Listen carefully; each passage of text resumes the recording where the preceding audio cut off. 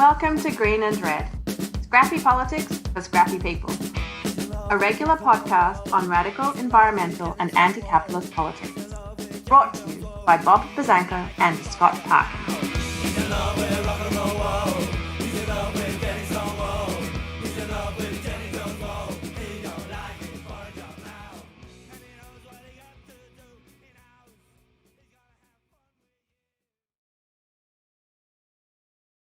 Welcome to the silky smooth sounds of the Green and Red podcast. I am your co-host, Scott Parkin in Berkeley, California. And we are coming to you at the end of the week of a unique and interesting and a little bit scary week in American history. It's Friday, January 8th. And today we're gonna have a short but succinct episode about that we have colorfully called, at least a working title, is Riots in the Ruling Class. And so we're going to talk a bit about the events that happened on Capitol Hill this week. We're going to talk a little bit about what's been an ongoing theme with us, particularly of late, which is the ruling class and stabilization, et cetera, in regards to Trump. And we're going to talk about a few other things as well. But as always, I am joined by Bob Bazanko, and it's good to talk to you. It has been a hell of a week, and everybody's talking about this, everybody's writing about it. So I think the trick is to try to say something different, and I think we can do that. As always, let's begin by thanking everybody out there who listens and watches on YouTube or follows us in any way, Green and Red Media or Afflict the Comfortable or whatever. We appreciate it. Please share whatever you have, whatever venue, retweet, share it on Facebook, whatever, rate, review. But I think we do say things that you're unlikely to hear in most places. We appreciate it and really would like to kind of continue to do this and have more people listen to the guests we have on and listen to our history segments and everything else. So please share it, all that other stuff. Yep. And if you have a few extra dollars and you want to support grassroots independent media podcasting, check us out on Patreon, and you can become a recurring donor at patreon.com/greenredpodcast, or you can make a one-time donation at greenandredpodcast.org and just hit the little button that says support. And we will appreciate it greatly. To kind of get into the episode, we have a couple of different things that we want to comment on today. I think I'll start it off a little bit, which is, and hopefully this will help frame what we're going to talk about a little bit, which is it's around destabilization. And so we're in the midst of a destabilization going on within the system, right? Liberal, democratic capitalism. And, this week was a very big shock to that system and has destabilized and thrown, certain elements in our society. I want to say that I think, and this is something Bob and I can talk about, is that I think that destabilization actually has been going on much longer than that. And, there's a couple of more existential, but also real world sort of crises going on, which are shocks to the system. One is going to be the COVID pandemic. Another is the sort of economic crash that we're in, largely as a result of the pandemic. And then there's the sort of kind of bigger, more existential one, which is also a very real threat to our existence, and that's climate change. And then a fourth crisis that we're getting as a result of a bunch of different factors is also the rise of the far right.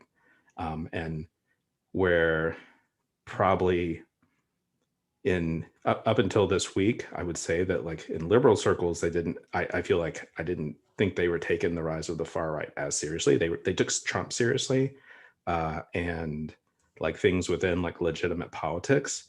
But as someone who's out of anti-fascist, anarchist sort of circles, which I feel is a community that does take the far right pretty seriously, I feel that there's been a little bit of a wake up that has kind of hit some of those more mainstream liberal circles with what happened at Capitol Hill the other day, and definitely power holders are all of a sudden very, very concerned.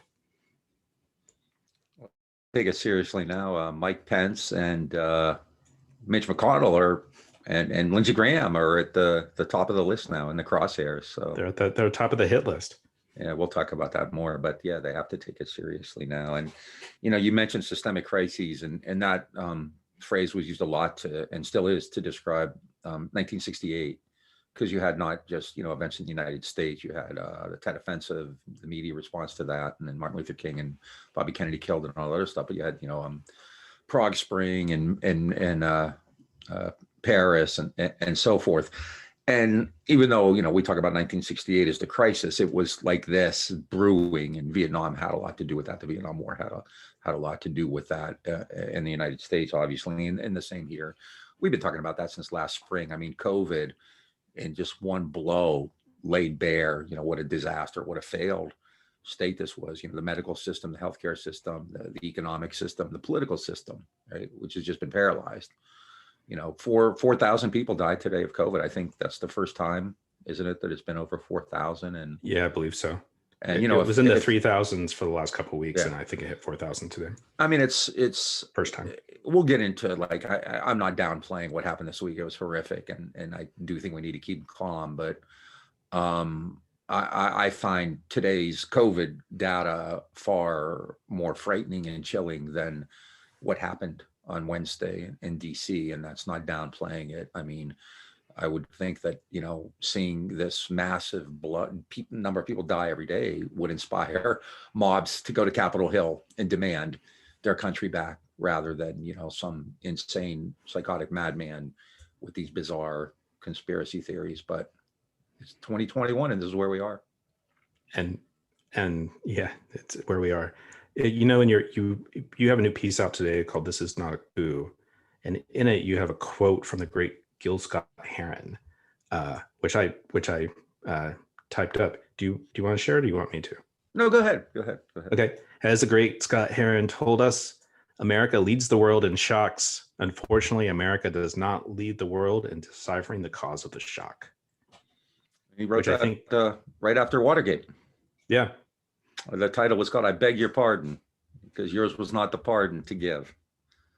And kind of appropriate, right? Because Trump, right now, even people in his own party are saying he needs to get out. So, yeah, it's kind of falling. It's kind of falling apart pretty quick for the Donald. But I mean, I think we're shocked. And on Wednesday, we heard a lot of that. This is the greatest assault on American democracy, and this is the worst thing ever, and it's a coup, and it's an insurrection, and it's horrible, and it's infuriating, and it surely. I mean, everyone I knew was scared. I was getting texts and emails all day, as if and I was, I try to be calm, and the idea that there was never anything more than a zero chance that Trump was going to take over the government or anything like that. Was never going to happen. There was, my fear was obviously that these crazies would just create a bloodbath.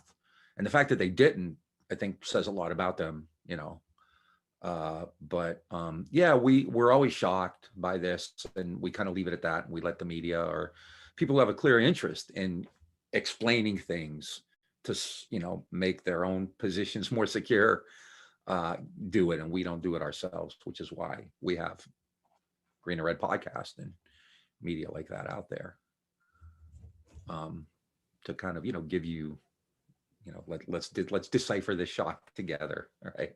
Yeah, absolutely. How surprised were you that this happened? To be honest, I've been, I was maybe the first hour, I was shocked to watch it I watched it unfold on my screen. To be honest, it was my first day back to work. I've been off for the holidays, and it was about halfway through the day out here on the West Coast, and all of a sudden it's these videos of Trump supporters fighting Capitol Police outside the Capitol. I was like, whoa, I always wondered whether they would really go that far. And then in the Capitol, and then the sort of mayhem that they created, although it also seems like just a lot of random people walking around, just taking selfies of the thing. There's a lot of, I know there's a lot of reactions from a lot of people out there. It seems to have like caused a split within the Republican Party on a couple of different uh, fractures where it was things were already cracking, and so it's I don't know. I have been probably since the beginning of the Trump administration, I've been like pretty like observant of the fascist movement in the U.S., which seemed to have got fueled by his presidency, and he began, sending these dog whistles out. But so it wasn't that huge a surprise to me. The other thing I'll say, which is same day in at least 8 state capitals, Colorado, Michigan, California, many other state capitals, actually they had very similar activities happen. Some of them, the authorities were able to actually keep them out of the buildings. I know in like Oregon, though, like a right-wing Oregon legislator went and opened a back door and let them in, like let the armed protesters or whatever you want to call them in Oregon. But like, so like, while I don't think they have anywhere near the sort of numbers that we saw like this summer from the left, is like they are the numbers they do have are like determined, unhinged, and sadly the scariest part is armed. Yeah. I don't want to come across like I'm bragging. I study history, which is supposed to kind of give you some sense of what to expect, and I think it does. And Tuesday night after the Georgia returns came in, which I'm not into electoral politics, but if you're going to have 2 senators, I'd rather it be those two. But I just, I'd had a couple drinks and I just wrote some random goofy thoughts trying to be, both serious and funny. And my first one was Trump's charge up San Juan Hill tomorrow could be a blessing for the Democrats if they play it right. And then later I made a reference to Trump crossing the 38th parallel. So this is what I expected. I actually thought it would be a little more coordinated and not people gawking like they're, tourists from Iowa or Ohio, taking selfies and, snatching souvenirs and stuff like that. Flying from Texas on their private jets. Yeah, right. Yeah, that's another thing too. I mean, the media is starting to it. This wasn't some like MAGA mob of dedicated working class Americans. They had to go to work. These were like, you get on an airplane, get a hotel in DC, all that stuff. That ain't for working class people. That ain't on the cheap, so make that, and Trump's base in the election, the only demographic group he won was people over $100,000 a year. So he is, granted, he speaks to these unruly mobs of vandals, and I get to call people rabble and all that. I like that because that's always thrown at us. But, I'm curious, I'm not big on the numbers of people there, but I am curious, like how many people were, on the Capitol grounds and how many were actually like there to do harm, and who weren't just like, I think a lot of them were stunned that they got in. You could just see on their face, like, what the hell am I doing here? Oh, let me take a picture, and idiots are doxing themselves and things like that. So one of the things I think I saw this in the Washington Post or maybe somewhere else, is it's estimated there were about 1,000 of them that actually went up to the Capitol. Yeah. The rally, because that was a rally, it was like March for America or whatever, which Trump actually spoke at, and he emboldened them to go. He told them to go take their country back or whatever. And I'm going there with you. Yeah. And then they went home and had like a French lunch. Or maybe it was just McDonald's, who knows? French fries. French fries. There we go. It's the compromise. Yeah. The rally on the mall looked bigger, and I read that they had organized buses and were bringing people in from around at least the East Coast. And then the Proud Boys, which are like definitely like a sort of like violent arm of that movement, were definitely represented at that, and they had been like fighting the cops the night before in DC, as well as like the Antifa, I believe. I've heard stories about that. I don't know if that's not confirmed though. But then like a lot of people, the gawkers, were they were people who were like, oh hell yeah, let's go, and then we're surprised that they got in. Unfortunately for 4 of them, they didn't get out. But I've been reading a number of articles because there's arrests going on. The authorities have arrested at least 70 people from 20 states at this point. And then there's a lot of like left and anti-fascist networks which actually spend a lot of time tracking the left, and so, excuse me, the right. And so this is actually, with all the pictures and all the social media they put out of themselves, like it's been a little bit of a buffet. And so there's a lot of doxing going on. There's a lot of people who are losing their jobs because they're being doxed about being there, and their employers are ashamed that they were there. And so like it doesn't seem like it's I'm sure that there's a working class element. I'm sure the spectrum of economics from poor to rich were there, but like there's a lot of middle management people, and they're actually losing their jobs: lawyers, executives, vice presidents in insurance companies, things like that. And then incidentally, the other thing I would say is that there's a lot of like active duty military being involved as part of it, off duty, but active duty. And then also a lot of cops. And there's stories about police who are off duty who went to do this and were flashing their badges to get past the Capitol Police. Not that I'm excusing Capitol Police at all, because I actually feel like this was, them, there not being a huge security force there was a little bit by design. But, there's a lot of cops, off-duty cops from around the country who were part of that. Yeah. I mean, we've both been in that very area like countless times, and obviously I've never gone anywhere near those steps. Or when I have, it's been like I've been dressed, dressed to blend in. Like but I'm talking about at a protest. Yeah. I mean, I've been in the Senate and Congress both. I mean, I've organized sit-ins on the Hill.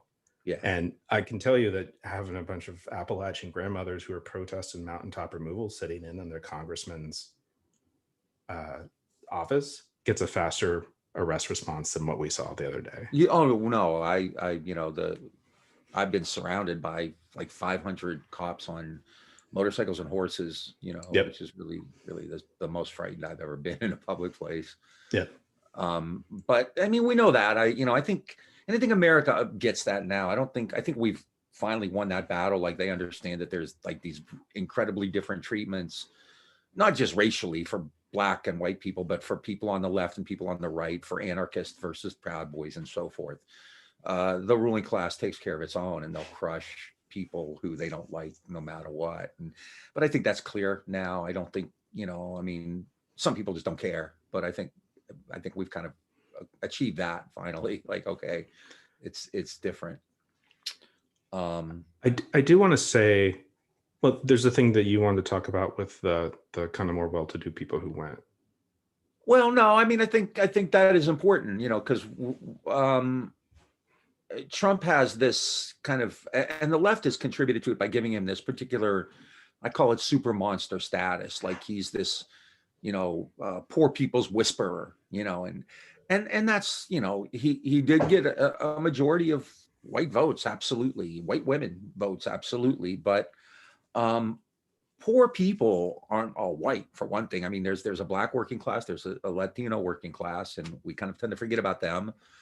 And if we combine them all, they're probably a bigger portion of the working class. Yeah, and so Trump took care, and it's important to keep remembering that, right? Trump took care of a very small group of Americans, a little piece of American society. And we'll talk about that more later, because once they got what they needed out of him, they just threw him overboard, right? Because, he was really destabilizing, which is what we've talked about before, and I think really important to talk about again. But no, I just think it's important to understand that. And these are, I call them lumpen oligarchy. These aren't Brooks Brothers people, from Goldman Sachs and from Citibank. They're not Jamie Dimon types. These are like the MyPillow guy, people who own, boat siding shops. And I've seen a couple people who own supermarkets somewhere in Louisiana are getting doxxed. There's people saying don't go there anymore. People who own restaurants and so forth. So it's this kind of lumpen oligarchy. It's not. These aren't these like nice, Italian silk suit types. And there are more of us than there are them. I think that's kind of, it also comes back down to that, right? It's not, Trump does not own the allegiance of poor people in America. And we saw that last summer. I mean, as horrible as this was the other day, I mean, there were 30 million people out this summer. So they are tiny, infinitesimal And like you said, I mean, clearly have the potential to become violent, and they're armed, which is Yeah. the part. But there's not close. It's not even close. The last couple of days I've been calling them clown because, and if you look at some of the pictures, and then maybe some of the clownery is not too different than some of the clowns we see in left protests. Yeah. But like these are like also very dangerous clowns. Yeah. I mean, the one guy, they found one guy's truck with like a number of automatic weapons and explosives, and well, there are 2 pipe bombs, right, in the Capitol, or in the RNC and DNC as well. And on Capitol grounds. Yeah, I mean, it was.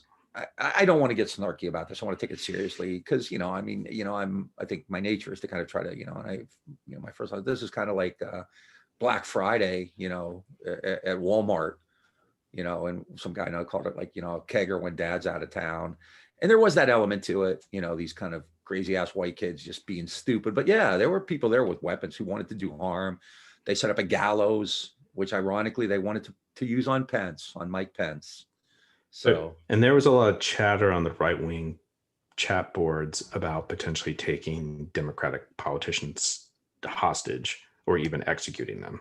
Whether they were saying that in jest or not, speculate away.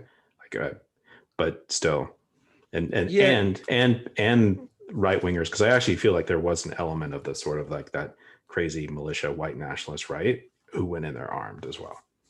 Oh, absolutely. Yeah. And, normally I would kind of be dismissive, like, who's that fucking stupid? But, I mean, if you really think you're going to kidnap people and assassinate them and not get the wrath of, I mean, I don't know what they were thinking. I guess they believe, I'm kind of going off path a little. There was like the woman who was killed, Ashley or whatever, Ashley Bobby.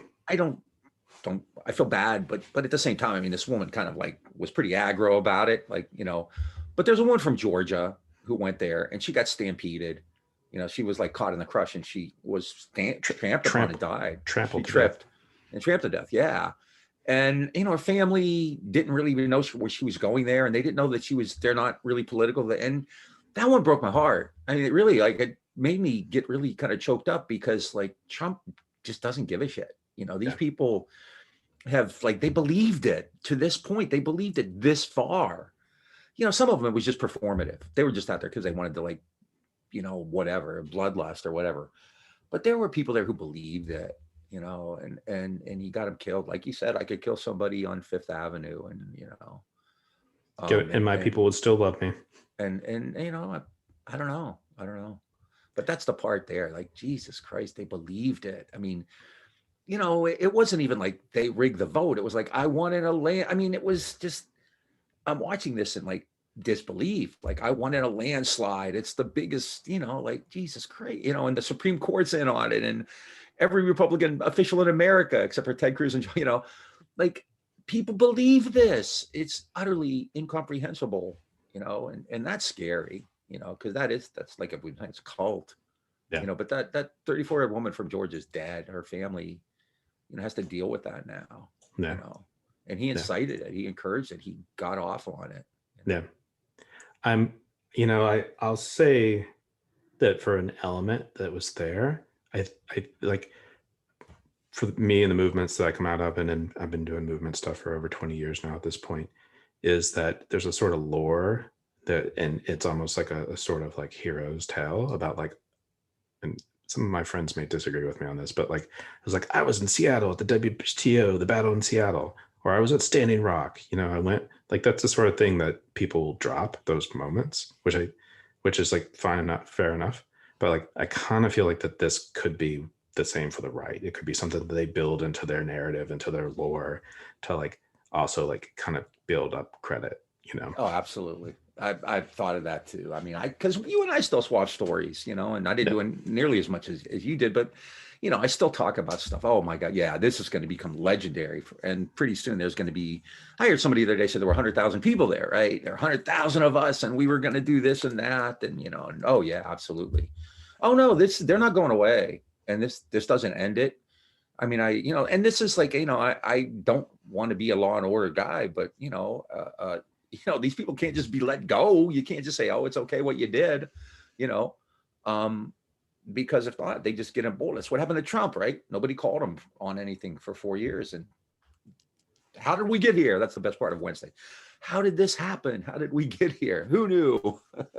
One You thing, incite people for 4 years. before we switch to sort of like the shot going on within Yeah. the ruling class, the one thing I do want to say for folks listening in our small but mighty and growing audience is that like January 17th is actually a day where the right is calling for armed marches on state capitals, and in DC it's a Saturday, and so something to be aware of. And there's and national groups are actually saying not to counter protest because they feel like there'll be an element of danger. I also know that there are going to be, courageous souls who go out and do counter protest. So if you go, just be safe and don't go alone. And then they're also calling for more activity in DC on the January 19th and 20th, right? On Inauguration Day and the build up to. It's probably there. I also read today that they're bringing in like 10,000 troops into DC for that week. Well, we were in Washington for the first big action after 9/11 in 2002.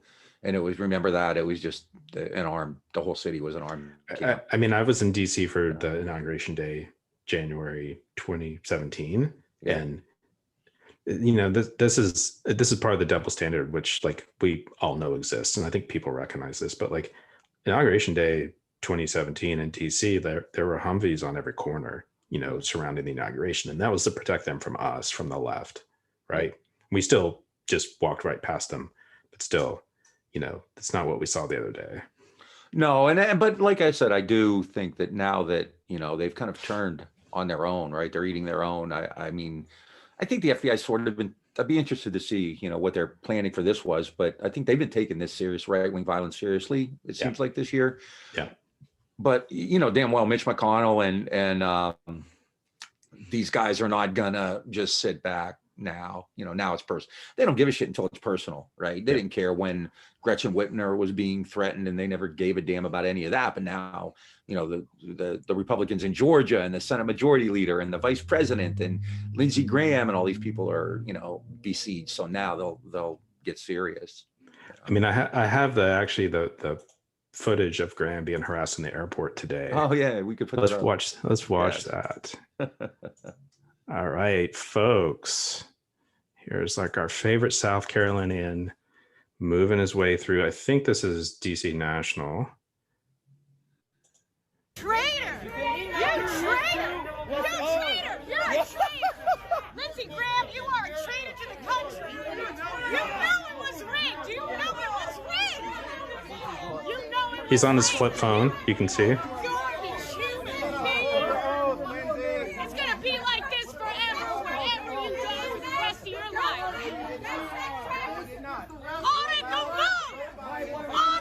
I think that's enough, but you kind of get the picture. Oh, poor guy. I know. It's very sad. It's very sad for him. Yeah, I mean, I should be laughing, but come on.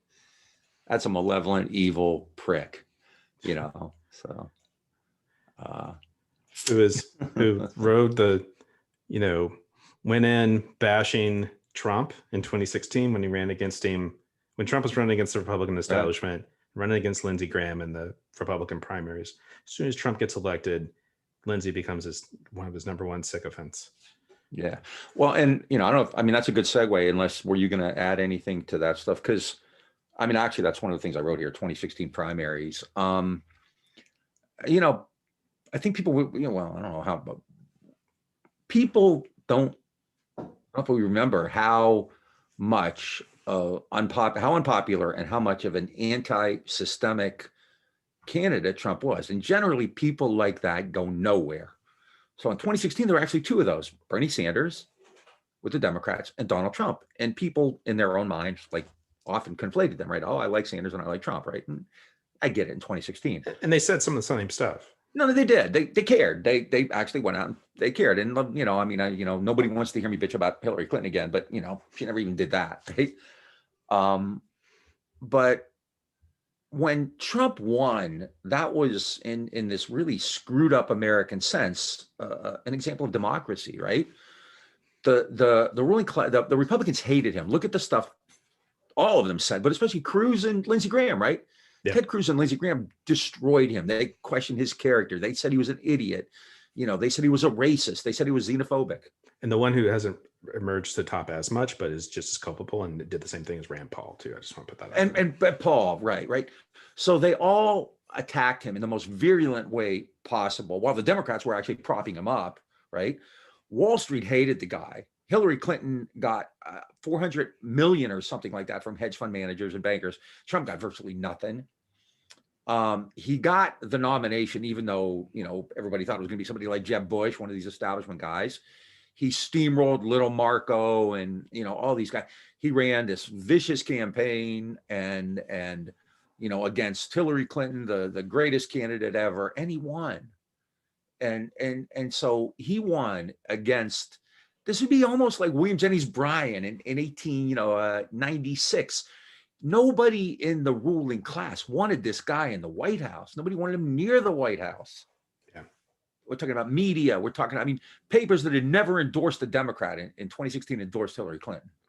Yeah, but Wall Street hated him. The media hated him. There were some, old line corporations. He had billionaires. He had Adelson and people like that. He had some like coal and steel money because he talked about revitalizing that. And he's lumping oligarchs, I think. These are lumping oligarchs. These are guys who, aren't in they're not Goldman Sachs and Citibank bankers. They're people like Blankenship, I would assume, people like that, right? Old coal and steel, just dying industries, dirty industries that Trump claims he's going to revitalize.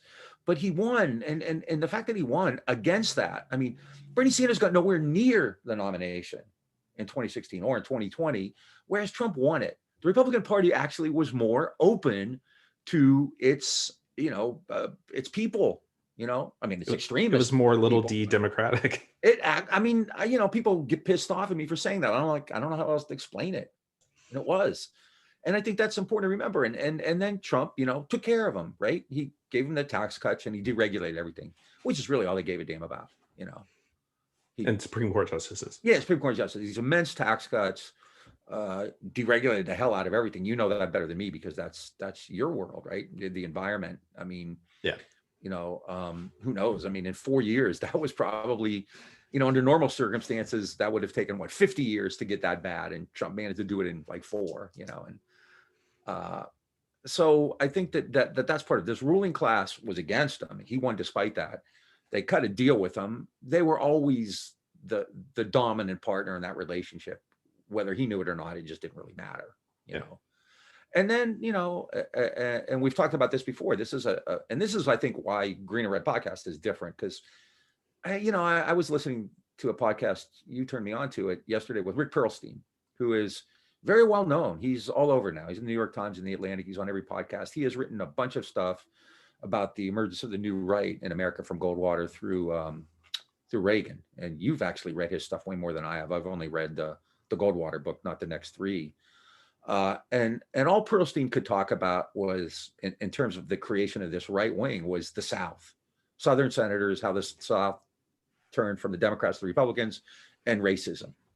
And, Perlstein knows this shit way better than I ever will. I don't study that. He's been studying it for 30 years. So he knows the minutia of it better than anybody, and certainly better than I do. But he has no idea about the context of it, the larger context. Right. There's so much more to it than racist Southern senators, and culture stuff. And culture, yeah. 1948, you had the Dixiecrats, and there was actually the South considered challenging the electoral certification in 1960, and Goldwater and all that. But there's so much more to it than that. Where's industry in America? Where the industrial explosion after World War II? Where did that take place? It didn't take place in Mississippi and Alabama, some in Alabama, but it was in Detroit, it was in Cleveland, it was in Gary, Indiana, it was in Youngstown, it was in Pittsburgh, right? Yep. The South was essentially from the Civil War onward and economically colonized by the North. And it's a big element. You have to kind of, and this is something we've talked about, and I don't think you're going to get it anywhere else because Perlstein doesn't know it. Then, he's this expert, right? And, we're just, I don't know, but we're scrappy Buccaneers in the podcast universe. We're like the Star. I'm not a Star Wars guy, but I do remember they were the good guys, right? The Rebel Alliance, yeah. The Rebel Alliance, yeah. There you go. Yeah. I'm showing my age. They were the good guys, right? Hey, Sonny, bring me in a root beer. But that's what you're going to get here. This kind of understanding. The ruling class made a deal with Trump. They were appalled by him. Remember after Charlottesville, how outraged they were, but they wanted tax cuts. They wanted deregulation. They wanted crazy people on the Supreme Court. This is a pretty mainstream author, but I read when I was on break this summer, I read the Woodward's book about the first year and a half of the Trump administration and also the campaign. And like after Charlottesville, Gary Cohn, who was the head of the economic advisors for Trump, and he's Jewish, and he was like appalled by what happened in Charlottesville, particularly the one video of the young white dudes marching through the University of Virginia with tiki torches singing "The Jews will not replace us," and he was going to resign. And other people in the administration and the party basically talked him out of it because they knew that they were going to be able to think about the economic policy you're going to be able to implement. We're going to be able to get this tax cut. We're going to be able to get in their version of it, it's like trickle down economics, and it's going to help everybody with these Republican tax and economic policies. And so that is the and that's just one example, but that's like the deal that they make to enhance this, to further this economic project of neoliberal trickle down blah blah bullshit. I mean, Trump in their world was a figurehead. McConnell was the kind of the key conduit there. Later, I think Barr had not in the economic stuff, but Barr had a role to play. But I mean, Trump, no one took him. He had no ideology other than nihilism and narcissism and all that other stuff. Trumpism, yeah, exactly. It's like Peronismo, right, in Argentina. Although Juan Perón actually had social programs for the Argentine people, which Trump never did, even though he talked about it, right? He wanted that $2,000 check though. So, well, they give him that. Joe Manchin doesn't.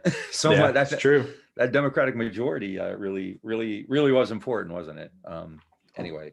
But no, this kind of, and I think we talked about this in Ruling Class 101, which we did, was it just right after the election? It was in second or third week in November, I think. Yeah. So, I mean, the point we made then was that, it could get ugly. We never denied, that Trump was a dangerous, crazy ass guy, but that, things were under control. And that happened this week again, and I think it's important to reinforce that. And for one thing, I mean, you probably all know the details of it already. Dick Cheney, and believe me, when I heard that, I was like, whoa, Dick Cheney actually got on the horn and talked to all of the living secretaries of state, 9 others. Defense secretaries, 9 others. So the 10 of them, and Dick Cheney, including Donald Rumsfeld, including Rummy, yeah.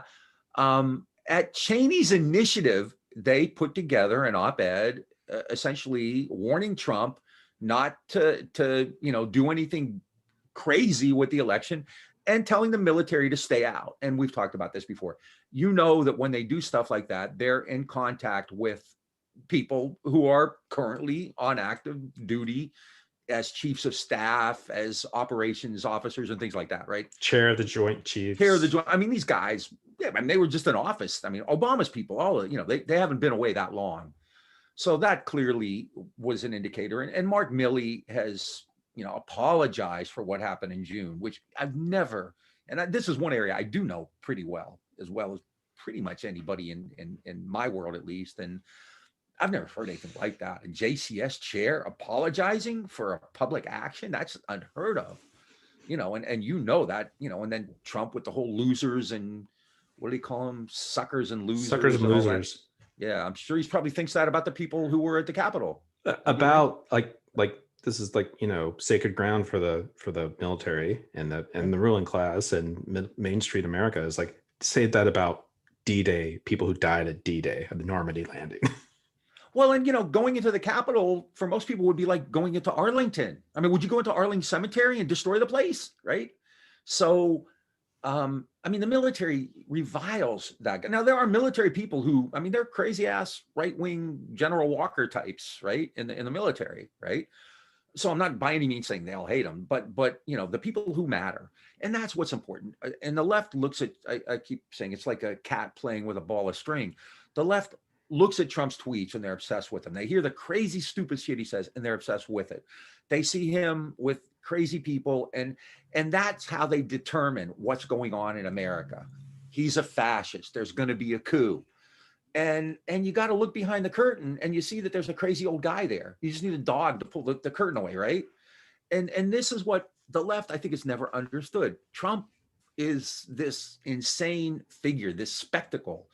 And if you're into theory, check out Guy Debord, who's a French Marxist, the Society of the Spectacle. He wrote in the 1960s, which is the perfect explanation.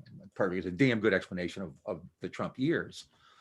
And you know, the military was never going to go lay it on the line for Donald J. Trump. It just never was going to happen. And they made that clear again this week. And today, in fact, Nancy Pelosi this morning met with, or at least talked to Milley about keeping Trump restrained.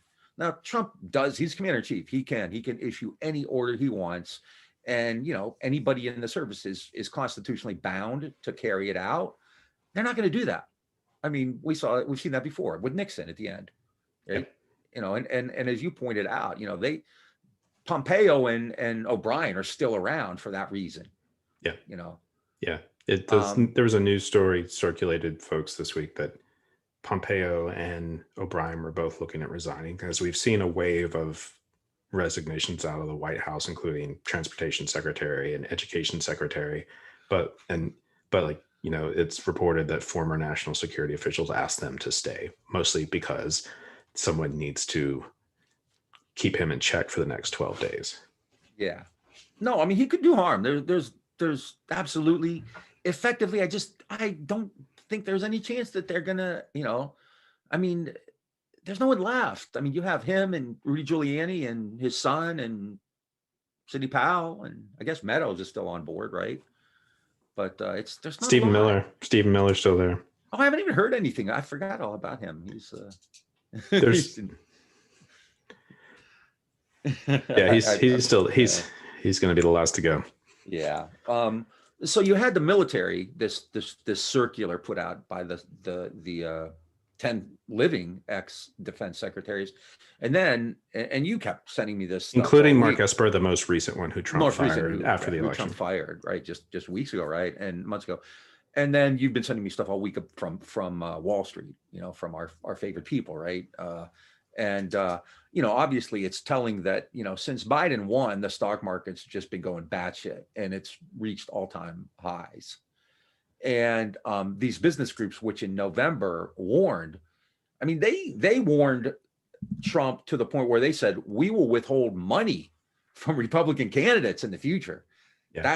That's a nuclear bomb for that in that world. There's an academic at Yale who has convened, I think, up to like 100 CEOs in some form or fashion. Sonnenberg, right? Sonnenberg. And he's at the Yale Business School. And he polled them after Wednesday, and at least 33 told him that they were going to end financing to Republican senators over all of this.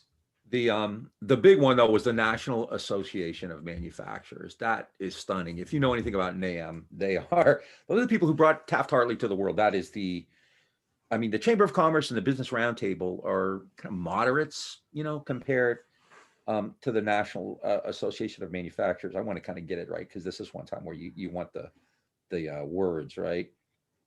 The precise words. But the National Association of Manufacturers on Wednesday, as these vandals and thugs and, you know, rabble, I love using those words.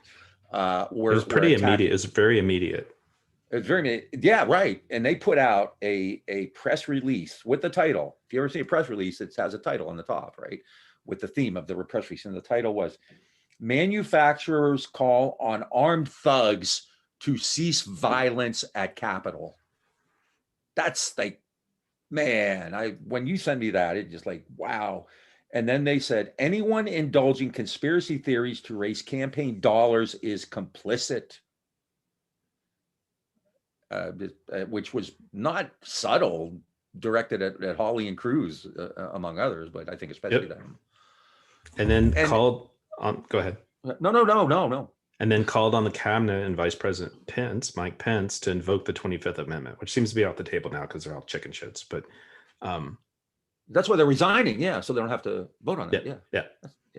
They have the best is Betsy DeVos, right? Whose brother's workers were just pardoned for slaughtering Iraqi civilians, right? But Betsy DeVos is appalled by what she saw, But brothers Eric Prince, former CEO of Blackwater. But when the National Association of Manufacturers, like I said, that's the Taft-Hartley people, and the head of the NAM is a Republican operative who worked for I forget a well-known from North Carolina, I think, a Republican congressman, and also worked for the RNC. Yeah, he's raised gazillions of dollars for Republicans. So when he comes out and says that, and then the Dow went up like 437 points on Wednesday, while the Capitol is being ransacked, the Dow reached its all-time record high. It went up 230 something the next day, So, and then, the final bomb, the kind of the siege of Dien Bien Phu kind of moment was the Wall Street Journal. With the official, the official organ of the ruling class called for Trump to resign. Yep. That's a hell of a week. Yep. When you can piss off the Joint Chiefs of Staff, the Secretaries of Defense, the National Association of Manufacturers, and the Wall Street Journal. There's one other actually important economic entity / political entity, which also is like called for things to happen, is the Koch sort of networks. That's right. The Koch Charles brothers. Koch, that's right. Yeah. Who has been, I think, these guys as they get closer to dying, but Koch has been for about several months now, really, kind of going on this public mea culpa tour, with regard to Trump, and, made it clear from the beginning he was fine with Joe Biden, which, who wouldn't be, Yeah. The Democrats certainly are not a threat to the system. It should also be noted, just to jump back to the Wall Street Journal, is that that's actually owned by Rupert Murdoch.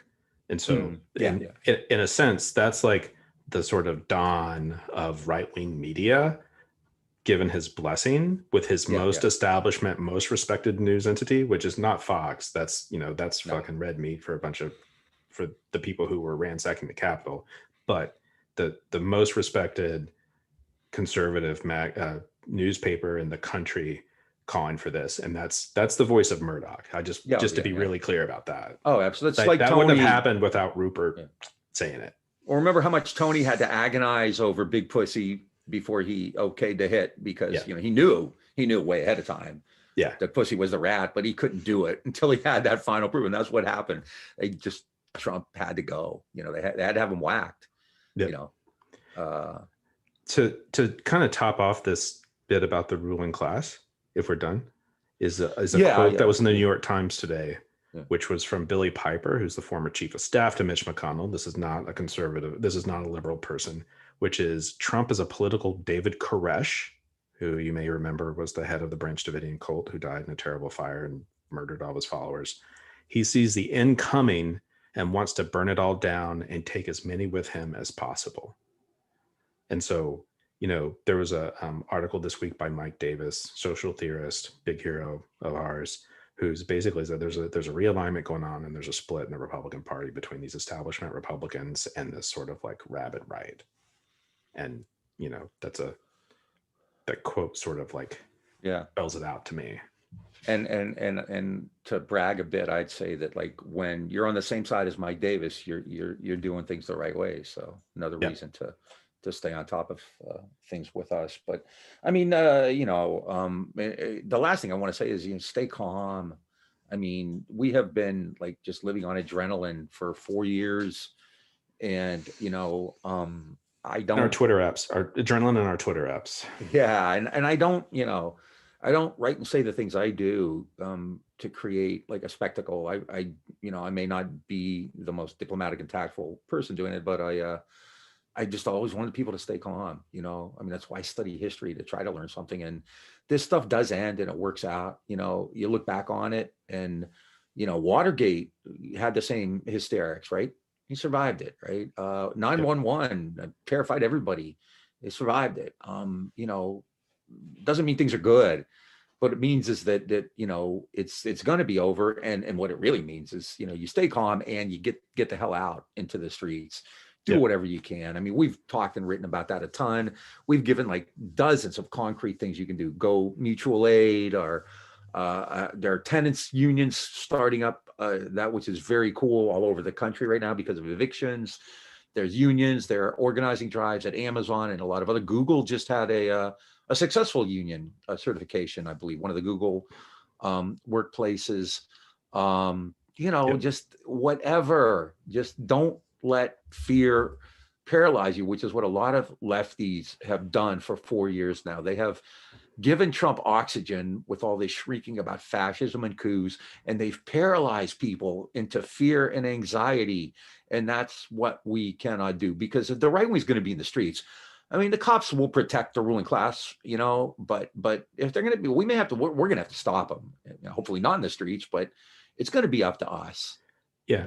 I want to say to folks that like the kind of like best way to engage is not that, get off your computer, get off your keyboard, except when you're listening to us, and, engage in strategic actions. Like maybe right now is not the time to confront the fascist. Maybe it is. It's going to be a situation by situation thing, but actually just be smart and strategic. And also like, don't do it alone. Form a group, go with a buddy.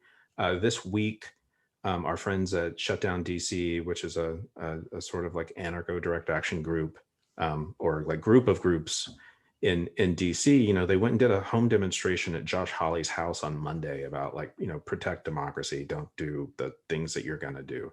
And, it caused a lot of ripples. It actually threw the right wing. I think they did it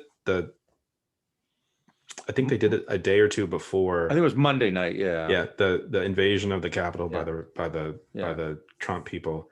And, it really kind of threw, from all reports, it's like it got a lot of press attention. It made the Washington Post, but it also got like it like threw the right wingers off a little bit too. And so like, be smart and strategic. Like we have a lot going for us. There's a lot of smart strategic people who have been doing campaigns and have built movements for decades. And so just, I want to encourage that.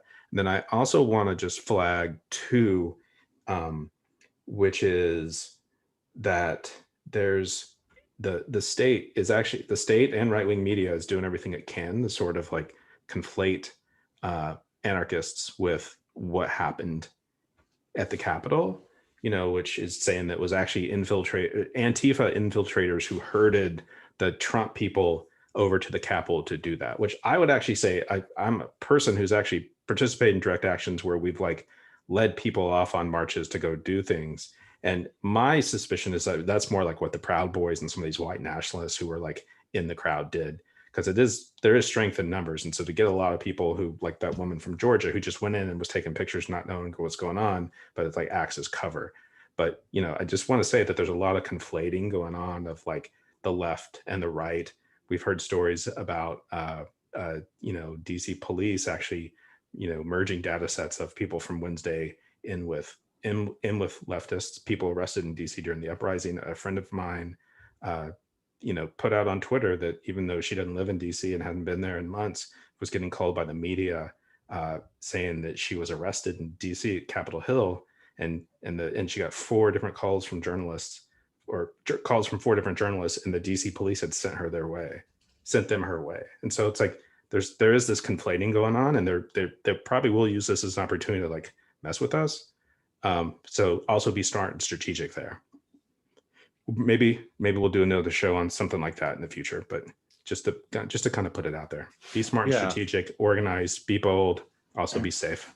And the last thing I do briefly is we're in a pandemic with a new and more infectious strain. So take care of each other. And if, you don't want to, it's a bad time. So no one's trying to guilt trip anybody about doing things, but COVID right now, until that's somehow addressed, none of this is really possible. We have to save lives. There's nothing more fundamental to what we believe in than that. So yeah, I'm gonna close, and I have a thing I want to close with, which is talking about these clowns, but dangerous clowns, and talking about organizing. I want to actually talk about someone who just passed last week, about a week ago, who actually was the real deal when it came to organizing and making change in the world. And her name was Carrie Dan, and she was Western Shoshone, and she was a land rights and environmental activist and indigenous. She died last week at the age of 88. She and her sister, Mary, so Carrie and Mary Dan, they were two Western Shoshone women who since 1973 had protested U.S. governments to attempt and seize their indigenous land and violate treaty rights. They were actually involved in attempts to block northern Nevada mining projects. They were staunch opponents of shipping nuclear waste to Yucca Mountain in southern Nevada, and then also sought relief for tribal residents who were being affected by nuclear weapons testing. And so that, these women were the kind of forefront of like environmental and indigenous rights organizing in Nevada for 25 years. Nevada and actually other parts of the West. And even, she was doing things up until the end.